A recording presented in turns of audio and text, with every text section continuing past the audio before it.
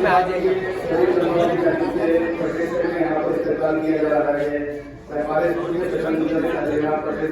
गुजारिश कर रहा हूँ तो इन मजबूरी आने से